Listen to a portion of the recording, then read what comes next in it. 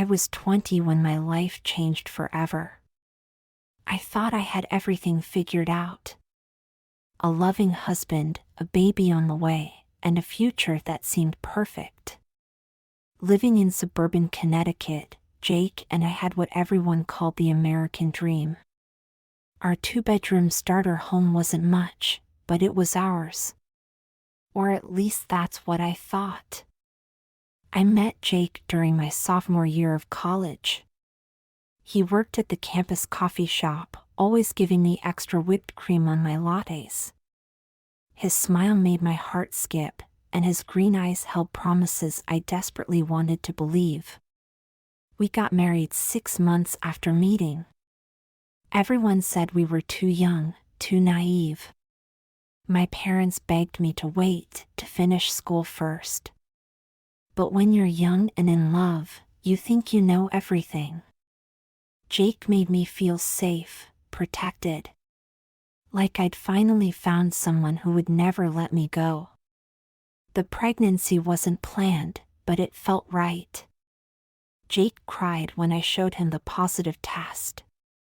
He kissed my stomach and promised to be the best father ever. I believed him. I believed everything. Maybe that's why I ignored the red flags. The late-night texts he'd hide from me. The way he'd turn his phone face down when I walked by. The mysterious charges on our credit card. At 7 months pregnant, I found his secret Instagram account. My hands shook as I scrolled through countless messages to other women. Pictures that made my stomach turn. Words that felt like knives in my heart. I should have confronted him right then. Should have packed my bags and left. Instead, I cried in our bathroom, trying to muffle my sobs. I told myself it wasn't worth the fight. That having the baby would change things. That Jake would grow up, settle down. Ethan was born on a rainy Tuesday in April. 10 fingers, 10 toes, and eyes just like his father's. The moment they placed him in my arms, I knew I'd do anything to protect him. For a few weeks, everything seemed perfect again. Jake posted proud father pictures on social media. He'd rock Ethan to sleep, singing off-key lullabies. But it didn't last. The late nights started again. Missed pediatrician appointments. Forgotten diapers and formula runs. Every excuse felt emptier than the last. I'm working late, babe. The guys needed me for just one drink. My phone died, that's why I didn't call. I pushed down my doubts. Buried my suspicions under mountains of dirty diapers and sleepless nights. But trust doesn't come back just because you want it to. Every time his phone buzzed, my stomach would clench. Every late night felt like another crack in our marriage. I kept telling myself we could fix it. That love was enough. That Ethan deserved both his parents. Then came that night in August. Ethan was 6 months old. Jake stumbled in at 3 a.m., reeking of perfume that wasn't mine. Lipstick on his collar like some cliché movie scene. But this wasn't a movie. This was my life falling apart. I didn't cry this time. Something inside me had finally snapped. I packed his bags while he slept on the couch. Called my sister Amy to watch Ethan. When Jake woke up, I was ready. Get out, I said, my voice steadier than I felt. He cried, begged, promised to change. But I'd heard it all before. I mean it, Jake. We're done. Being a single mom wasn't what I'd planned. The first few months were a blur of exhaustion and fear. I took extra shifts at the diner where I worked. Learned to stretch every dollar until it screamed. Ate cold dinners after putting Ethan to bed. But watching my son grow made it all worth it. His first steps. His first words. The way he'd reach for me with sticky hands and a toothless grin. Jake's child support checks were as unreliable as he was. Sometimes they came. Usually they didn't. I stopped counting on them. Ethan and I developed our own routine. Morning cuddles before daycare. Dancing in the kitchen while making dinner. Bedtime stories that got longer every night. He became my whole world. My reason for pushing through the hard days. The years passed, and Ethan grew protective of me. At 8, he'd check the locks before bed. By 10, he'd wait up if I worked late shifts. "Are you okay, Mom?" became his constant question. Sometimes I worried he was growing up too fast. Taking on responsibilities no child should have to bear. But he never complained. He just wanted to keep me safe. For 5 years, it was just the two of us. Our little team against the world. Then I met Michael at a real estate open house. He was different from Jake in every way. Steady job as a successful agent. Responsible, mature, kind. He brought me coffee without being asked. Remembered how I liked my eggs at breakfast. Made Ethan laugh with silly dad jokes. When he proposed after a year of dating, I said yes. Ethan was hesitant at first. "Are you sure, Mom?" he asked, his young face serious. I assured him everything would be perfect this time. I was wrong. The changes were subtle at first. A sharp word here. A slammed door there. Michael's perfect facade started showing cracks. The drinking started slowly.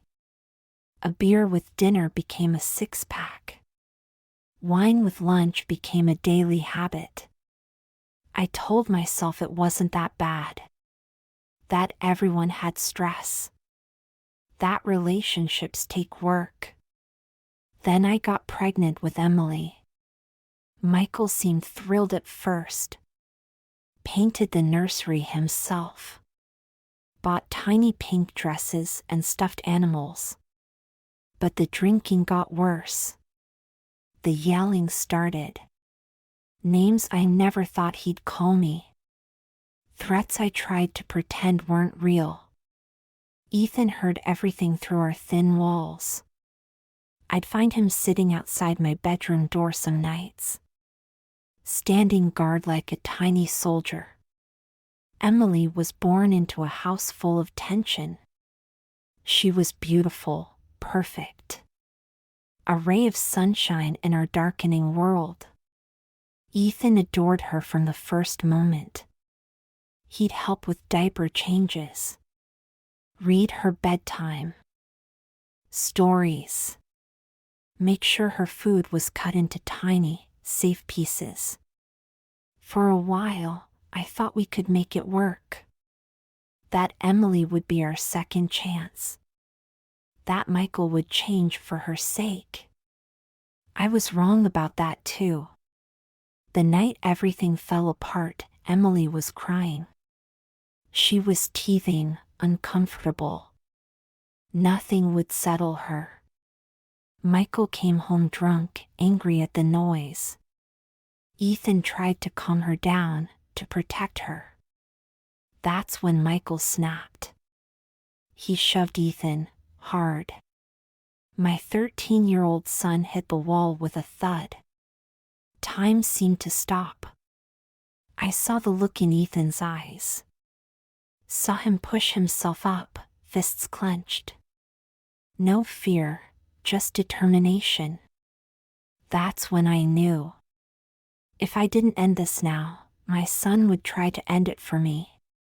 I called 911 while Michael raged. Held Emily close while Ethan stood between us and his stepfather. The police came quickly.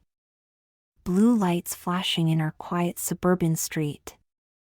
Neighbors peeking through curtains. Michael in handcuffs, screaming threats. We left that night. Packed what we could carry. Drove until the sun came up. Found a small town 3 states away. A fresh start. That's what I promised my children. That's what I promised myself. The old Victorian house we found needed work. Creaky floors. Chipped paint. A kitchen sink that groaned like a dying animal. But it was ours. Safe. Away from Michael. Away from the past. Ethan helped make it feel like home. He carried boxes heavier than he should. Hung curtains while I held the ladder.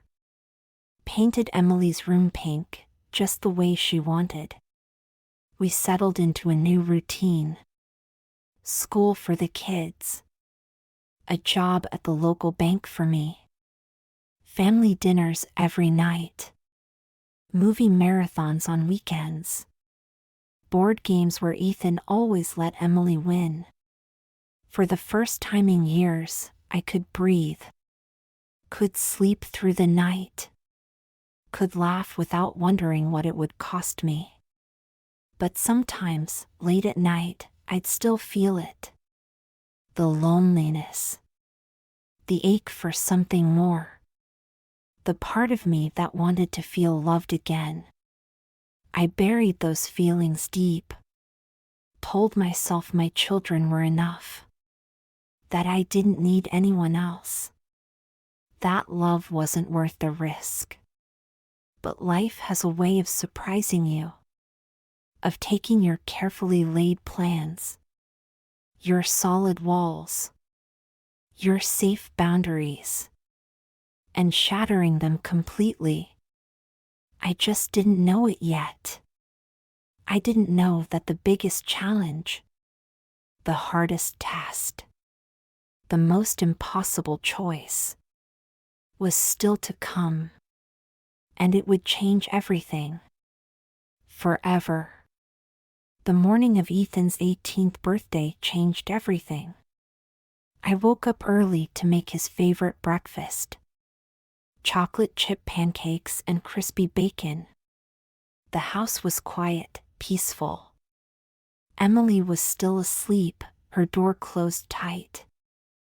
I took a long shower, letting the hot water ease my tensions. Trying to process that my baby was now legally an adult. I didn't hear him come in. Didn't hear the bathroom door open. But suddenly, warm arms wrapped around me from behind. Happy birthday to me, Mom, he whispered. My heart stopped. Time froze.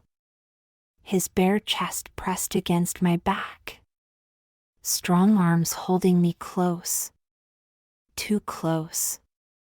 I couldn't breathe. Couldn't think. Couldn't move. He kissed my cheek, soft and lingering. Then he was gone, like nothing had happened. Like he hadn't just shattered my world. I stood under the water until it ran cold. Until my skin was pruned and my thoughts were chaos. What just happened? Why did it feel? No. I couldn't finish that thought. Wouldn't let myself acknowledge the flutter in my stomach. The heat on my skin where he'd touched me. I avoided him for days after that.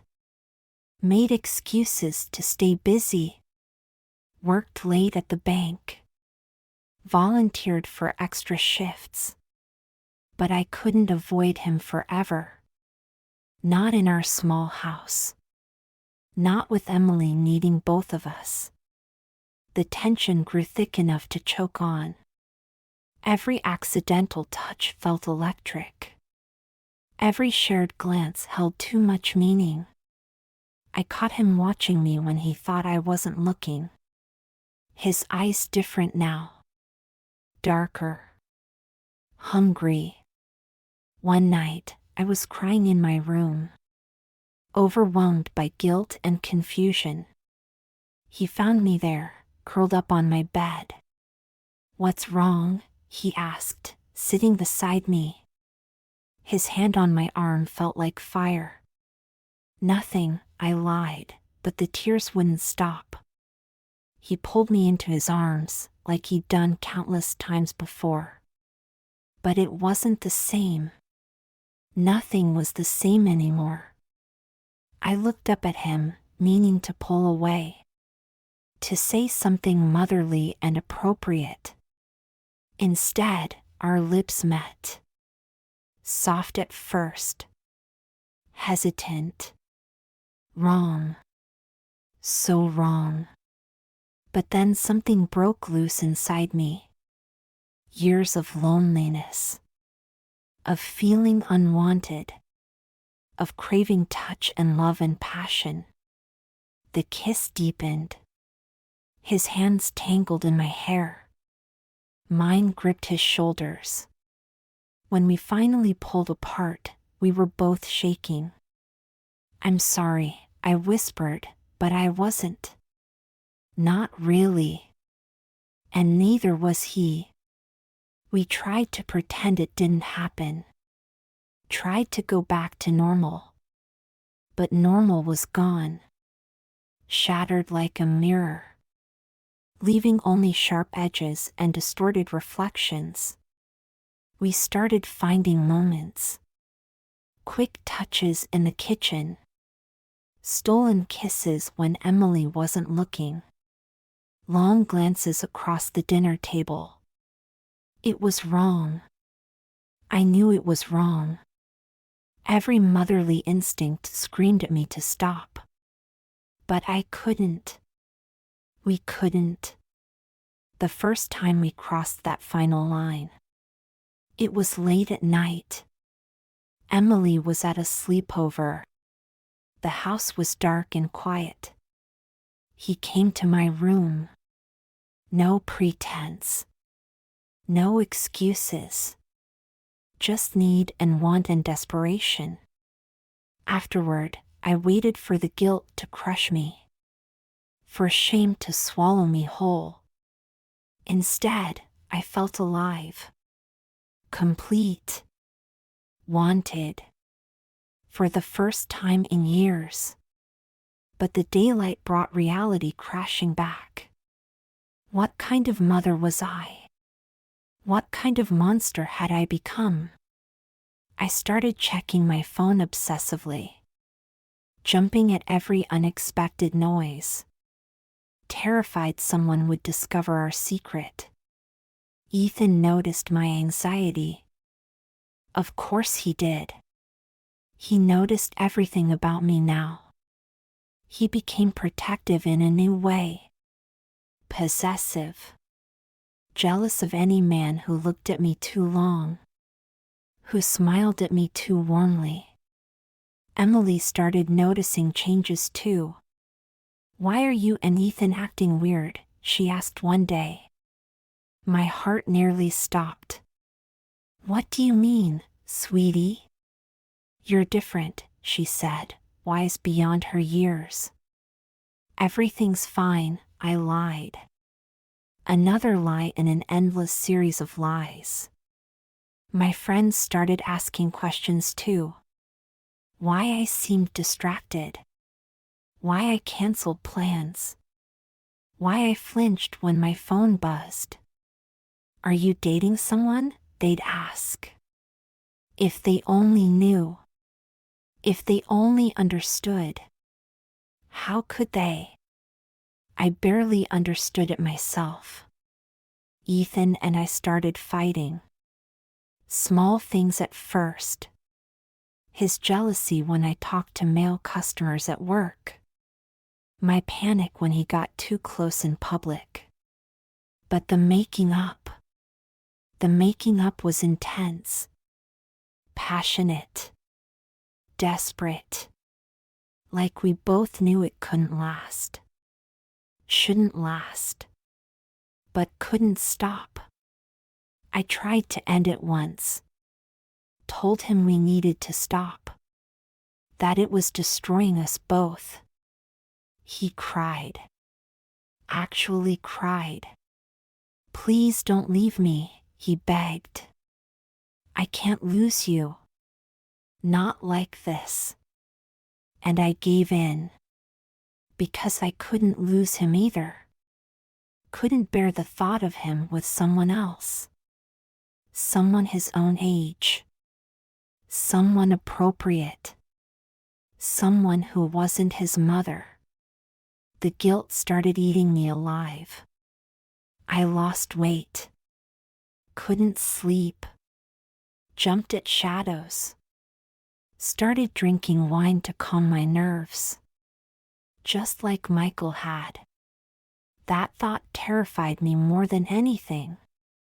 Was I becoming what I'd run from? Was I the monster now?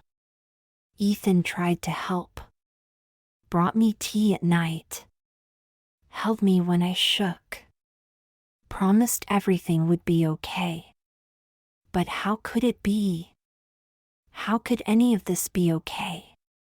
We were trapped in a web of our own making. Each thread a choice. A touch. A kiss. A moment of weakness that became an avalanche. And somewhere in the middle of it all was Emily. Sweet, innocent Emily. Watching her mother and brother destroy themselves. And each other. One forbidden touch at a time.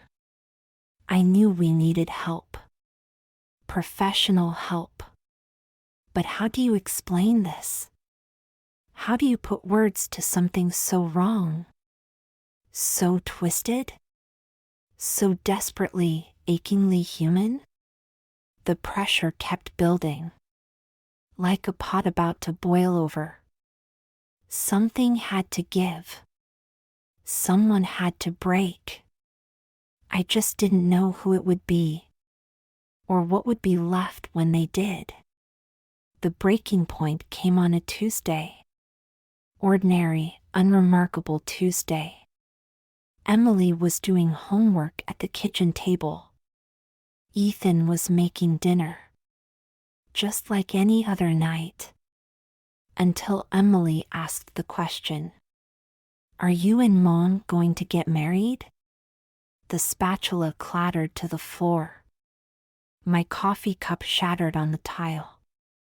Emily looked between us, confused. Tommy at school says when two people love each other like you do, they get married. The silence was deafening. Thick with horror and shame. Emily, go to your room, I managed to whisper. But now. She ran upstairs, crying. I'd never yelled at her before. Never had to. Ethan reached for me, but I backed away. Don't, I said. Just don't. That night, I packed a bag. Wrote a note to Emily. Called my sister Amy. Asked her to take care of my children. Both of my children. I couldn't be their mother anymore. Didn't deserve to be. Ethan found me at the bus station. Of course he did. He always found me. You can't leave, he said. I have to. We can fix this. How? I asked. How do we fix this? He had no answer. Just pulled me into his arms. Right there in the crowded station. People stared. probably thought we were lovers saying goodbye. They weren't entirely wrong. That's what made it so sick. So twisted. I let him take me home. Let him think we could find a way. But I knew. Deep down, I knew. This had to end. I started sleeping in Emily's room. Told her I was scared of thunderstorms. She believed me. Children always believe their mother's lies. Ethan started staying out late. Coming home smelling of cheap beer. Just like his father. Just like Michael. The cycle continuing. Breaking my children. Just like I was broken. One night, he brought a girl home. Young. Pretty. Age appropriate. I heard them through the walls. Each sound a knife in my heart. Each moan a reminder of what we'd done. What I'd allowed. Emily found me crying in the bathroom. Why are you sad, Mommy?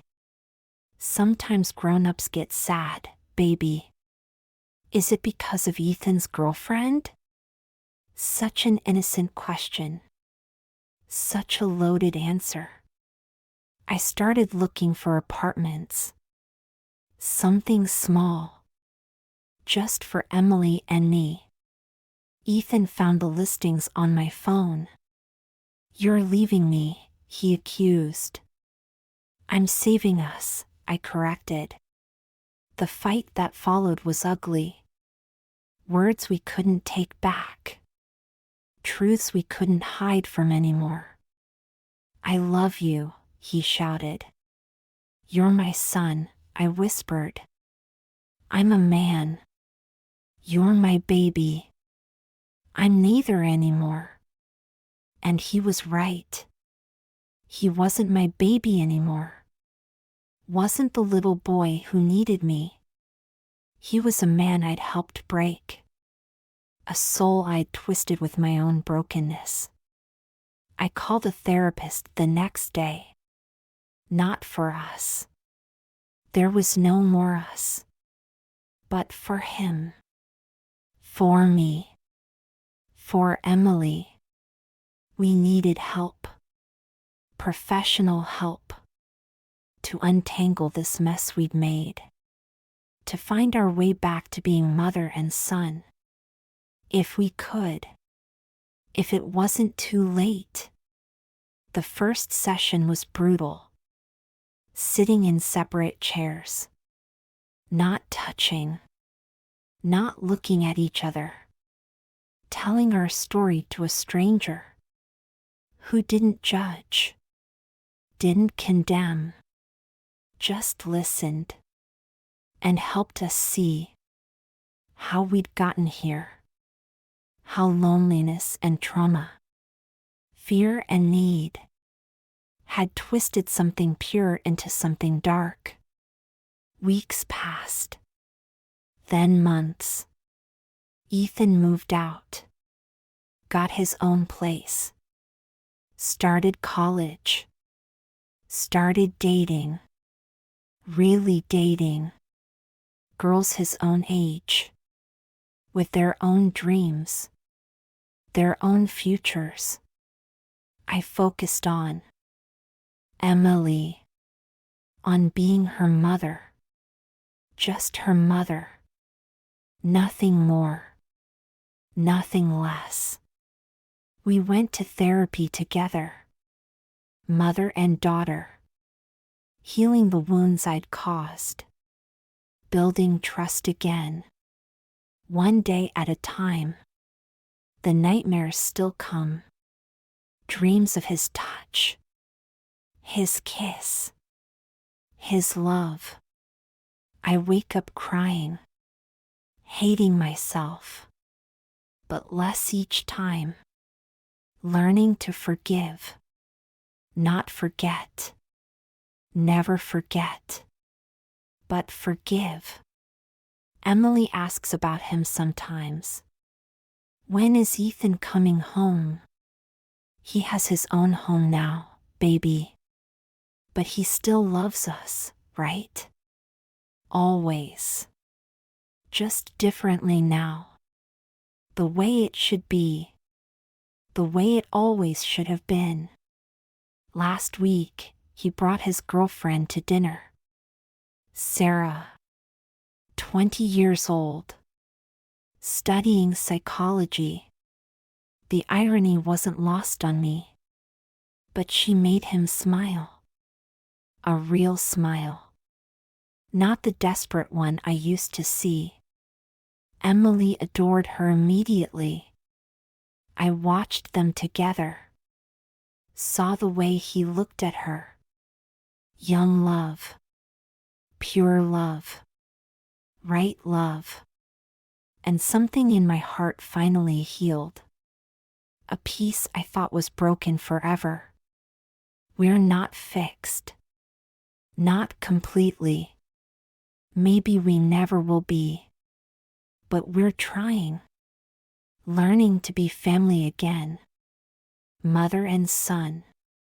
Brother and sister. The way it should be. The way it has to be. I still check my phone sometimes. Still jump at unexpected touches. Still wake up crying. But less often now. The guilt is still there.